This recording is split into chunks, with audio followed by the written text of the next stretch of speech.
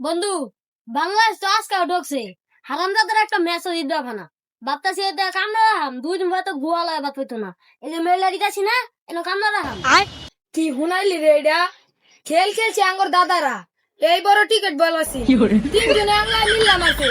আঙ্গর দাদা এল হাই বাড়ি মারছে, সীমামা পার হইয়া আর 3 গ্রাম পার হয়ে গেছে। এই শেষ করে আছে। তোর দাদা ক্রিকেট খেলতো, আমার দাদা ফুটবল খেলতো। প্রতি ম্যাচ 20-30টা গোল দেওয়াতো, তে আমার দাদির লাগাইতো না। মানে আমার দাদি একটা খেলোয়াড় আছে, 20-30 জনের লাগা এল্লাই খেলছে। এটা কি হুনাইলি রে?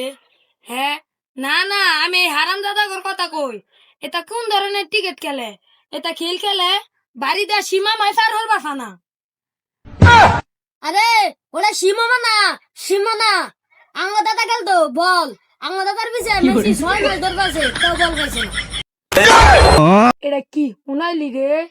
তোর দাদা খেলতো ফুটবল, আঙ্গর দাদা খেলতো টিকেট। লুয়ার ব্যাট দিয়ে একবারই মারতো, লুয়ার ব্যাট বাইক লাগাইতো।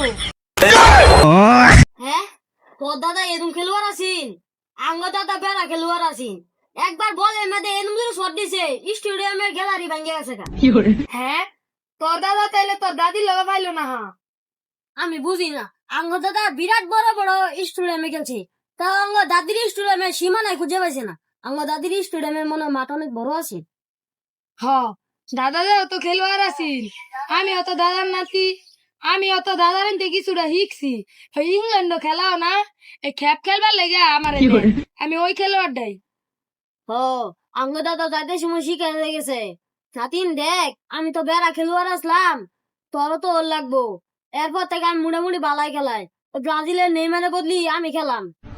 ও, আমার তেও বিরাট কোহলি আর পাকিস্তানের রাশেদ খান বুদ্ধি পরামর্শ নেয়, কিবা মারলে বাউন্ডারি হইব, 6 হইব, সেই বুদ্ধিটা আমি দিব।